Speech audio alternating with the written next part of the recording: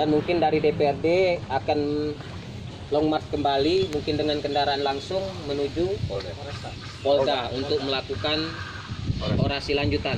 Di DPRD juga orasi Om, karena mungkin ada istilahnya dari pihak taksi online ini yang untuk perwakilannya untuk ketemu langsung menyampaikan aspirasinya di DPRD. Nah untuk itulah kita rekan-rekan menyikapi belum kesiapannya dari aksi ini. Jadi kita bukan takut, kita ini rasa ngelawan kalau kan, kita punya nyali, kita bukan takut, kita nyari aman ya. Kita tetap mendukung aksi ini, kita ramikan gedung DPR. Nah untuk yang aksi long march-nya itu mungkin kita yang tidak ikut, kami pribadi dari grup BGC. Tidak tahu dari grup yang lain, terserah, silakan. Kalau ingin ikut acara sampai selesai silakan.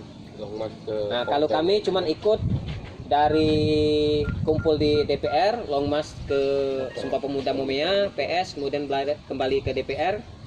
Setelah itu mereka keluar, kita juga langsung balik arah ke sini. Kalau yang lain terserah dari kelompok lain, karena kita kan punya punya prinsip masing-masing dan punya aspirasi masing-masing. Nah sebelum kita berangkat ya, untuk keselamatan diri kita, marilah kita berdoa menurut agama dan kepercayaan masing-masing.